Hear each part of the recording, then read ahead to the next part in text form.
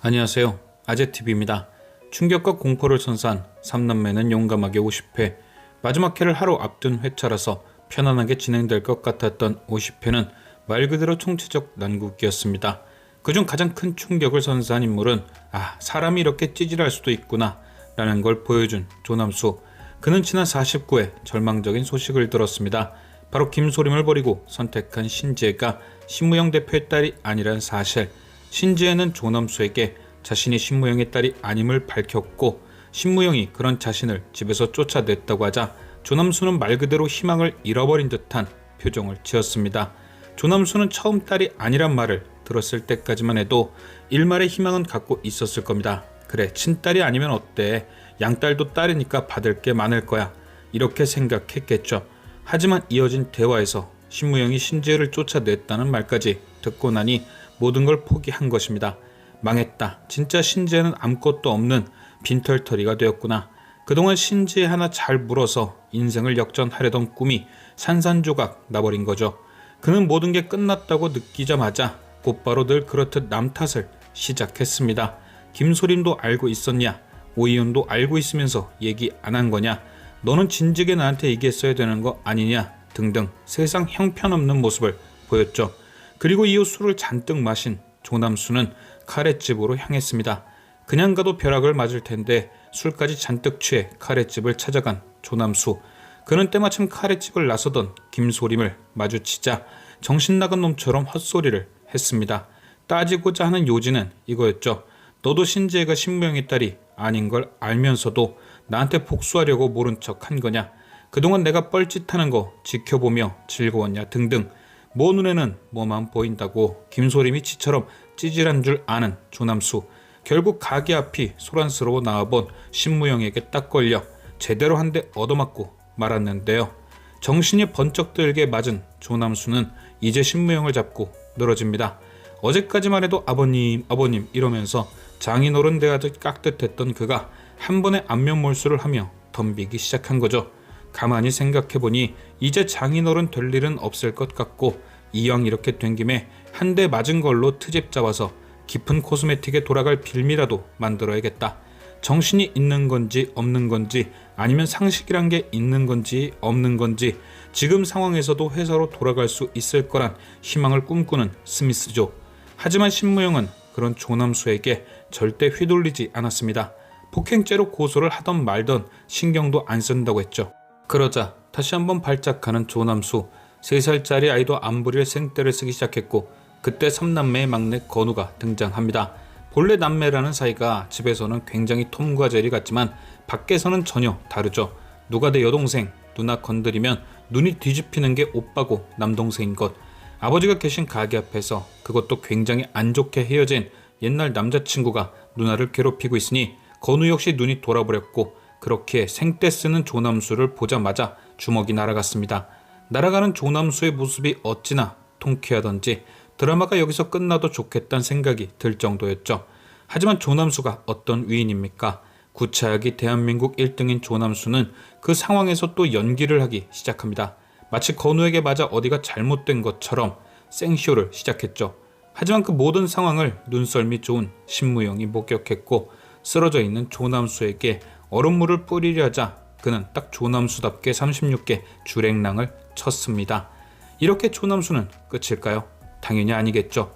오이윤도 조남수도 경찰 조사를 받는 장면이 등장하긴 했지만 그동안 두 사람이 한 행동을 보면 이런 결말은 너무 약합니다. 현재 조남수는 회사도 잃고 신지혜도 잃고 모든 걸 다 잃었습니다. 그건 오이윤도 마찬가지죠. 회사도 잃고 딸도 잃고 계획도 다 틀어지고, 이렇게 모든 걸 다 잃은 두 사람이 할 수 있는 게 뭐가 남았을까요?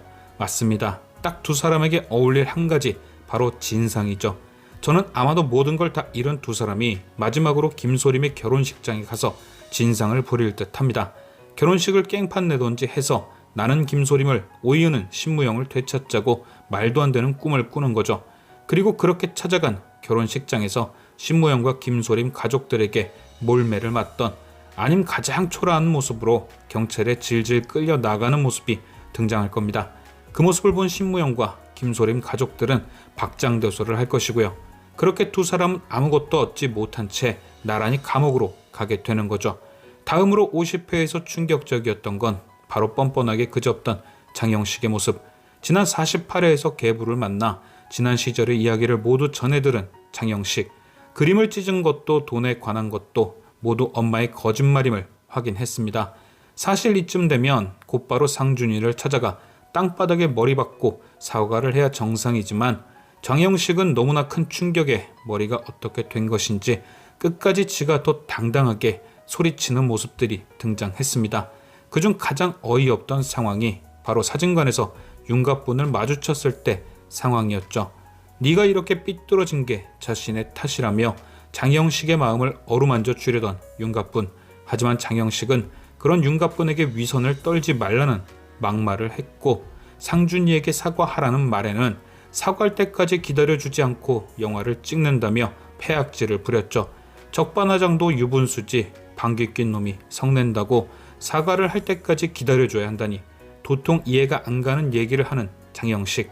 또한 그는 장세란을 언급하며 아들을 믿었으면 직접 검사를 했어야지 왜 자신에게 심부름을 시켜 이런 사단을 만드냐고 장세란에게 책임을 전가하는 모습을 보였습니다. 그리고 결국엔 상준이가 촬영하는 영화 촬영장에 커피차를 보내는 만행을 벌였죠. 그 커피차에는 이런 문구가 적혀 있었습니다. 제 역할을 연기하는 장영숙 배우를 응원합니다. 안 그래도 이 영화가 이상준의 이야기냐고 궁금해하는 기자들이 보면 여기저기서 물고 뜯을 문구. 장영식은 이렇게 마지막 발악을 했지만 결국엔 장세란에게 따개를 한 대 세게 맞고는 정신이 들었는지 뒤늦은 사과를 합니다.